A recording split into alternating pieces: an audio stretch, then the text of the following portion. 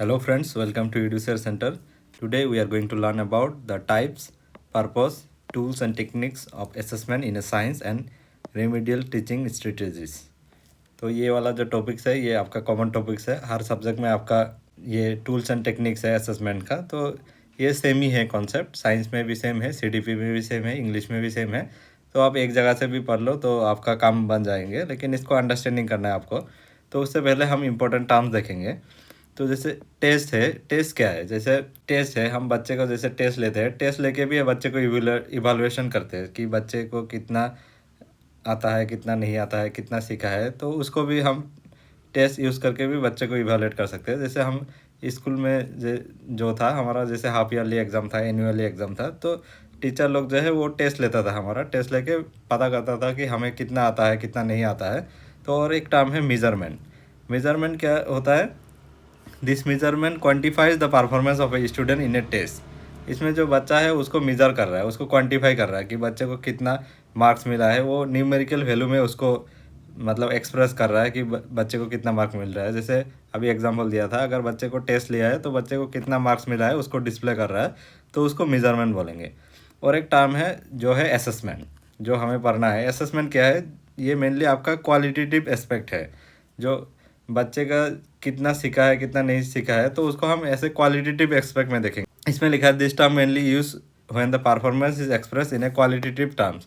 Hair the qualitative of the performance is describe. इसमें जो assessment है, असेसमेंट में हम क्वालिटी डिस्क्राइब करते हैं कि बच्चे का जो लर्निंग है वो कितना क्वालिटी है, क्वांटिटी नहीं है। तो इसमें देखेंगे हम टाइप्स ऑफ असेसमेंट। आपका जो टाइप्स ऑफ असेसमेंट है मेनली टू टाइप्स है, formative assessment and summative assessment. ये आपको पता होगा। जो फॉर्मेटिव असेसमेंट है आपका during the teaching learning process, ये कंटिन्यूसली होता रहता है। और जो समेटिव असेसमेंट है ये एंड ऑफ द आपका जो टर्म ख़त्म होता है, जो आपका एनुअल एग्ज़ाम ख़त्म होता है, तब जो आपको जांच किया जाता है कि आपका रोल नंबर 1 है, किसी का रोल नंबर 2 है, वो आपका समेटिव असेसमेंट है। अभी देखेंगे इसका पर्पस क्या है, असेसमेंट का पर्पस क्या है।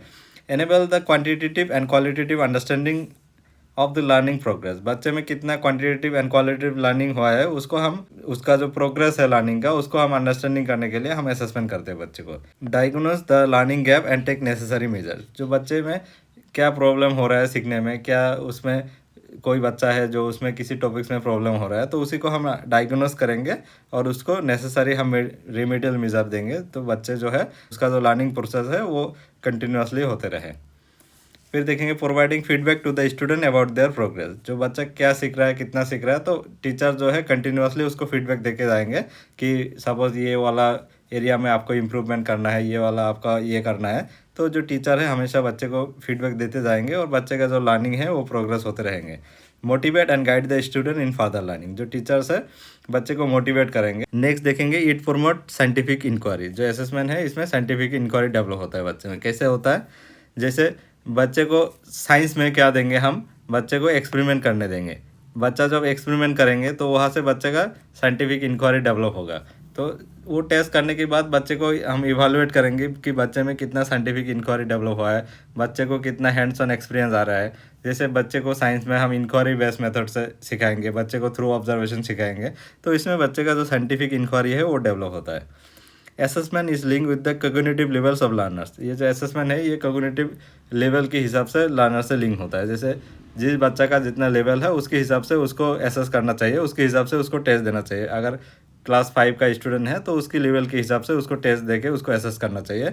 तो इसमें जो है एक टर्म है एंडरसन टैक्सोनॉमी, जो है इसमें कुछ टर्म दिया था, जैसे remembering, understanding, applying, analysing, evaluating and creating. ये चीज़ आप पढ़ सकते हो कि ब्लूम टैक्सोनॉमी क्या बोला था और फिर उसका जो रिवाइज किया था एंडरसन टैक्सोनॉमी में, तो आप जाके इसको डिटेल्स में पढ़ सकते हो।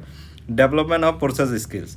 जो हम बच्चे को अगर असेसमेंट करेंगे ना, तो इसमें बच्चे का प्रोसेस स्किल्स डेवलप होगा। क्योंकि अभी हमने बोला था जब बच्चे को अगर एक्सपेरिमेंट करने देंगे तो बच्चे में साइंटिफिक टेम्पर डेवलप होगा, साइंटिफिक इंक्वायरी डेवलप होगा। इसमें क्या होता है, बच्चे का स्किल्स भी डेवलप होगा। साइंस में मेनली क्या करते हैं हम, बच्चे का जो स्किल्स है ना वो स्किल्स डेवलप करने का कोशिश करेंगे कि बच्चे का जो साइंटिफिक स्किल्स है वो कैसे डेवलप होता है। तो ये एक पर्पस है आपका असेसमेंट का। अभी देखेंगे tools and techniques in assessment. जो मेनली टूल्स एंड टेक्निक्स क्या है असेसमेंट का वो देखेंगे। पहले देखेंगे हम स्कॉलास्टिक असेसमेंट। दो तरह का होता है, जैसे आपका एक स्कॉलास्टिक होता है, एक को स्कॉलास्टिक होता है। जो जो स्कॉलास्टिक होता है वो आपका जो स्कूल का करिकुलम है उसके अंडर में जो असेसमेंट होता है उसको स्कॉलास्टिक बोलेंगे। और जैसे गेम एंड स्पोर्ट वगैरह हो गया, आपने डिबेट कंपटीशन में पार्टिसिपेट किया, तो ये आपका को स्कॉलास्टिक में आएंगे। तो इसमें देखेंगे हम under this domain of scholastic assessment formative and summative assessment are two dimension. इसमें भी आपका फॉर्मेटिव एंड समेटिव असेसमेंट होगा। Formative assessment is use by the teacher in the classroom to monitor the progress of the learners and to provide them appropriate support for enhancing their learning. ये जो है continuously बच्चे को monitor करते जाएंगे और बच्चे में अगर कोई गैप आएंगे तो टीचर उसको सपोर्ट करेंगे कंटिन्यूसली लर्निंग करने के लिए। और summative assessment is generally carried out at the end to assess how learners has learn. ये जो समेटिव असेसमेंट है ये हम फाइनली जो आपका end of the term exam होगा, जैसे एनुअल एग्जाम हो गया, वहाँ पे हम एसेस करेंगे बच्चे को कि पूरा साल में बच्चा कितना लर्न किया है। इसमें देखिए we can say focus of formative assessment is more on assessment for learning. जो फॉर्मेटिव असेसमेंट है इसको असेसमेंट फॉर लर्निंग भी बोलेंगे। Where focus on summative assessment, इसमें असेसमेंट ऑफ लर्निंग भी बोलेंगे। तो यहाँ पे 3 टर्म है, आपको याद रखना है। असेसमेंट फॉर लर्निंग ये फॉर्मेटिव असेसमेंट है, ये ड्यूरिंग द इंस्ट्रक्शन मतलब कंटिन्यूसली में होता है। असेसमेंट ऑफ लर्निंग ये आपका समेटिव होता है, ये आफ्टर इंस्ट्रक्शन मतलब eight the end of the आपको ये होता है। और असेसमेंट एस लर्निंग जो होता है ये सेल्फ लर्निंग है, बच्चा खुद का खुद इंटेलेक्चुअल लर्निंग को जांच करता है, अपने आप को जांच करता है, ये होता है आपका सेल्फ असेसमेंट। फिर देखेंगे जो स्कॉलास्टिक असेसमेंट है इसका टूल्स क्या है और टेक्निक क्या है।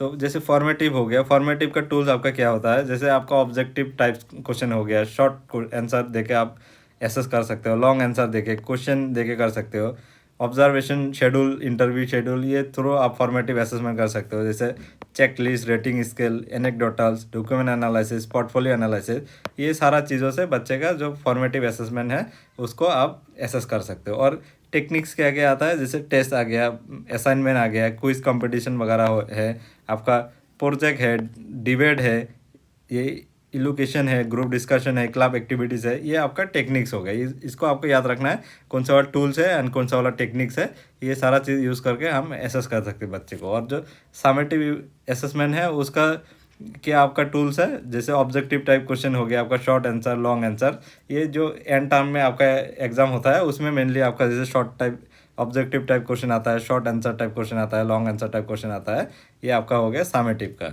अभी देखेंगे हम को स्कॉलास्टिक। को स्कॉलास्टिक का टूल्स क्या है। को स्कॉलास्टिक का टूल्स जैसे आपका ऑब्जर्वेशन शेड्यूल्स हो गया, रेटिंग स्टिल हो गया, इन्वेंटरीज हो गया, एनेक्डोटल हो गया, सोशियोग्राम हो गया, इंटरव्यू हो गया, पोर्टफोलियो हो गया, ई पोर्टफोलियो हो गया, document analysis, learning record, time sample, event sample, photograph, audio video, ये जो सारा चीज़ है आपका को स्कॉलास्टिक एस्पेक्ट में आता है। तो इस पर हम थोड़ा डिटेल्स में देखेंगे। ऑब्जर्वेशन शेड्यूल्स क्या है। Observation schedule is used to collect the information systematically and with objectively. Here is the example of using observation schedule for debate competition. जो ऑब्जर्वेशन शेड्यूल है, जो टीचर जो है बच्चे को ऑब्जर्व करके उसको एसेस करता है। इसमें एक एग्जांपल दिया है, एक स्कूल में डिबेट कंपटीशन वो हुआ था, उसको कैसे एसेस करेंगे टीचर। जैसे इसमें 5 मार्क्स है, आउट ऑफ 5 मार्क्स क्या क्या चीज़ों में बच्चे को एसेस करेंगे। जैसे deep knowledge of the content, बच्चे का डीप नॉलेज कितना है, उसको अगर अच्छा है तो उसको हम 5 मार्क्स दे सकते हैं out of 5। Strength of the argument and convenience, जो डिबेट है उसमें कितना आर्गूमेंट किया है तो इसमें हम 4 दे सकते हैं बच्चे को। बच्चे का कितना फ्लुएंसी है, डिक्टेशन, प्रोनाउंसिएशन कितना है, तो उसका अगर अच्छा होगा तो इसको हम 4.5 भी दे सकते हैं। तो ये जो है पॉइंट हम इसको करेंगे। इसमें ये ऑब्जर्वेशन शेड्यूल है, इसके थ्रू बच्चे को एसेस करेंगे और फाइनली हम टोटल मार्क देंगे इसको। तो इसी तरह से हम बच्चे को एसेस कर सकते हैं थ्रू ऑब्जर्वेशन शेड्यूल। नेक्स्ट देखेंगे एनेक्डोटल रिकॉर्ड। एनेक्डोटल रिकॉर्ड क्या है। Anecdotal record are informal observation note in the form of story. ये जो एनेक्डोटल रिकॉर्ड है ये एक इनफॉर्मल नोट्स है, स्टोरी के थ्रू होता है। इसमें बच्चा स्टोरी बताया जाता है, टीचर लिखते रहता है। The teacher record what learners are learn, their academic performance, learning behaviour, their achievement and social interaction. ये सारा चीज़ है जो बच्चे का इसमें लिखा जाता है। और एनेक्डोटल में एक चीज़ याद रखना है, एनेक्डोटल में हमेशा जो स्पेसिफिक इवेंट्स, स्पेसिफिक बिहेवियर, ये सारा टर्म आपका लिखा जाता है, क्योंकि जो एनेक्डोटल से मेनली आपका स्पेसिफिक बिहेवियर, स्पेसिफिक इंसिडेंट को ही लिखा जाता है। तो जो एनेक्डोटल्स है उसका हम एग्जांपल देखेंगे। जैसे एनेक्डोटल का एग्जांपल्स है, जैसे कौन ऑब्जर्व कर रहा है, कोई टीचर का नाम यहाँ पे होगा, ऑब्जर्वेशन डेट होगा यहाँ पे, लर्नर नेम यहाँ पे होगा, ऑब्जर्वेशन टाइम होगा, डिस्क्रिप्शन ऑफ इंसिडेंट। सपोज अच्छा है कोई इंसिडेंट खुद का खुद फेस किया है, जैसे बच्चे के साथ कोई चोरी हो गया बच्चे का या बच्चे के साथ एक्सीडेंट वगैरह हो गया, तो ये जो इंसिडेंट है वो टीचर लिखेंगे यहाँ पे। फिर description of the location setting, कौन सा लोकेशन में क्या हुआ था। फिर रिकमेंडेशन एक्शन, कुछ प्रॉब्लम हो रहा है तो उसमें एक्शन देंगे। जैसे टीचिंग लर्निंग में भी हो सकता है, जैसे क्लासरूम में कुछ इंसिडेंट हो गया तो उसको लिखेंगे। ये सारा चीज़ आपका एनेक्डोटल रिकॉर्ड में आएंगे। नेक्स्ट देखेंगे हम पोर्टफोलियो। पोर्टफोलियो क्या है? It is the collection of evidence of learners work over a period of time. ये जो बच्चा है उसका जो क्या काम किया है over a period of time, उसको एक कलेक्शन होता है, उसको हम पोर्टफोलियो बोलेंगे। It could be day to day work और selection of learner best pieces of work. इसमें बच्चे का डे टू डे वर्क भी हो सकता है, बच्चे का जो बेस्ट पीसेस ऑफ वर्क है उसको लिया जाता है इसमें। थ्रू पोर्टफोलियो बच्चे को एसेस किया जाएंगे। तो पोर्टफोलियो में क्या क्या चीज़ ऐड करेंगे हम, जैसे आपका एकेडमिक का भी उसमें आएंगे। जैसे बच्चे ने कोई फोटोग्राफ किया है तो उसमें भी ऐड किया जाएगा, कोई अच्छा पेंटिंग किया है तो उसमें भी किया जाएगा, ऑडियो वीडियो रिकॉर्डिंग किया है तो self assessment sheet, peer assessment, parent assessment, ये सारा चीज़ आपका पोर्टफोलियो में ऐड किया जाएगा। तो इसके थ्रू बच्चे जो है उसका जो कम्युलेटिव असेसमेंट है, बच्चे का कितना ग्रोथ एंड डेवलपमेंट हो रहा है, कितना बच्चे का स्किल्स है, ये सारा चीज़ इसमें असेस किया जाता है। नेक्स्ट देखेंगे हम diagnostic testing and remedial teaching. Diagnostic testing and remedial teaching क्या है आपको समझना पड़ेगा। टू टर्म जैसे remedial teaching, remedial and diagnostic are borrowed from the medical field. ये जो रेमेडियल एंड डायग्नोस्टिक है ये मेडिकल फील्ड से लिया है। इसको हम एग्जांपल के साथ समझेंगे। एक पेशेंट्स है, वो अगर डॉक्टर के पास जाता है तो डॉक्टर क्या करता है, पहले उसको सिम्टम पूछता है। वो जो पेशेंट्स है वो डॉक्टर को सिम्टम बताएंगे, ये हुआ है, बुखार है, ये है, वो है। तो वो करके जो डॉक्टर है उसको समझ में आएंगे तो इसका ये बीमार हो सकता है, या तो वो फर्दर जो डॉक्टर है वो टेस्ट करने के लिए भी दे सकता है। तो वो जो चीज़ है उसको हम डायग्नोस्टिक बोलेंगे। फिर वो अगर डॉक्टर को पता चल गया कि इसका ये बीमार हो गया ना, तो फिर उसको उसकी अगेंस्ट में बच्चे उसको मेडिसिन देंगे। अगर वो 2-3 दिन खाएंगे मेडिसिन, अगर ठीक हो गया तो अच्छा है, उसको रिपोर्ट करने को बोलेंगे। अगर वो मेडिसिन खाने से ठीक नहीं हो रहा है ना जो, तब क्या करेंगे, डॉक्टर और फर्दर टेस्टिंग करने देंगे। देने के बाद उसको और मेडिसिन चेंज करके दूसरा मेडिसिन देंगे। तो इसमें क्या हो रहा है, वो रेमेडियल कर रहा है। पहले वो डायग्नोस्टिक क्या है कि क्या प्रॉब्लम है क्या नहीं है, फिर उसको रेमेडियल कर रहा है। सेम हम इसको एक एजुकेशन के एग्जांपल में लेंगे। जैसे एक बच्चा है, बच्चे को मैथ्स पढ़ने में प्रॉब्लम हो रहा है, बाकी सब्जेक्ट में वो ठीक ठाक है लेकिन मैथ्स में उसको प्रॉब्लम हो रहा है। तो जो टीचर्स है वो क्या करेंगे, बच्चे को डायग्नोस्ट करेंगे, बच्चे में क्यों मैथ्स करने में प्रॉब्लम हो रहा है, या तो मैथ्स का कौन सा प्रॉब्लम सॉल्व करने में बच्चे को प्रॉब्लम हो रहा है। तो टीचर जो है उसका पूरा हिस्ट्री वो करेंगे कि कौन सा स्कूल में पढ़ के आया था, पहले क्लास में वो मैथ्स में अच्छा था कि नहीं। तो फिर उसको डायग्नोस्टिक करके उसका जो प्रॉब्लम है वो फाइंड आउट करेंगे। फिर उसकी थ्रू उसको रेमेडियल टीचिंग देंगे। अगर बच्चा जो है उसका बेसिक कॉन्सेप्ट क्लियर नहीं है तब क्या करेंगे, टीचर जो है बेसिक से शुरू करेंगे बच्चे को समझाने के लिए। तो उसको बोलेंगे हम रेमेडियल टीचिंग। ये देखिए, most effective strategy for remedial teaching. Remedial teaching के लिए इफेक्टिव स्ट्रेटेजी क्या हो सकता है? रेमेडियल टीचिंग के लिए आप एक्शन रिसर्च करते हो। एक्शन रिसर्च में क्या होता है, जो इमीडिएट सॉल्यूशन यहाँ पे मिल जाता है। क्लासरूम में जाके आप बिहेवियर देखते हो, जो टीचर्स है वो जो टीचिंग कर रहा है उसका टीचिंग स्किल्स कैसा है, वो मेथड जो यूज़ कर रहा है वो बच्चे को समझ में आ रहा है कि नहीं। ये चीज़ आप एक एक्शन रिसर्च कर सकते हो क्लासरूम में, और उसका इमीडिएट सॉल्यूशन ढूंढ सकते हो। क्या गैप है, अगर जो टीचर्स है अच्छे से नहीं पढ़ा रहा है उसकी वजह से भी बच्चे में पढ़ने के लिए प्रॉब्लम हो सकता है। तो ये सारा चीज़ आप एक्शन रिसर्च करके ढूंढ सकते हो और उसको अप्रोप्रिएट उसमें इंप्रूवमेंट कर सकते हो। जैसे प्रोग्राम टेस्ट हो गया। प्रोग्राम टेस्ट में क्या बोल रहा है, it is refer to test in which the item are so presented so that they depended upon their earlier response of the learners, thus help to design a test suited to learning ability of the learners. इसमें क्या कर रहा है, जो बच्चे ने क्या सीखा था पहले उसकी रिस्पॉन्स के हिसाब से जो टेस्ट है वो डिज़ाइन कर रहा है टीचर। तो बच्चे में पहले क्या सीखा क्या नहीं सीखा है, बच्चे का कितना एबिलिटी है, तो उसके हिसाब से वो क्या दे सकता है, रेमेडियल टीचिंग दे सकता है। जैसे इंडिविजुअल टीचिंग हो गया। It is characterize by the teacher in the educational process with individual student work individually based on their intellectual characteristic. जो बच्चा है इंडिविजुअली काम कर रहा है उसका कैरेक्टरिस्टिक की बेस पे इसको इंडिविजुअल टीचिंग दे सकते हो आप, ऐसे रिमीडियल टीचिंग दे सकते हो।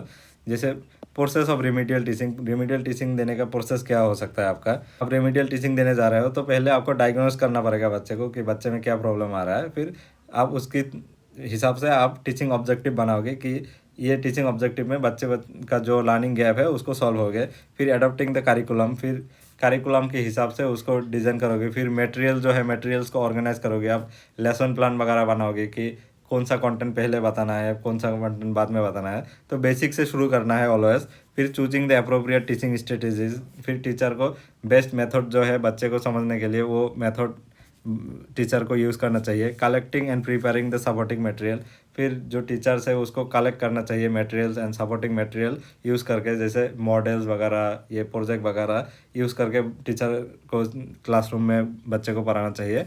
फिर वो करने के बाद टीचर फिर eight the end of the remedial teaching बच्चे को इवैल्यूएशन करना चाहिए।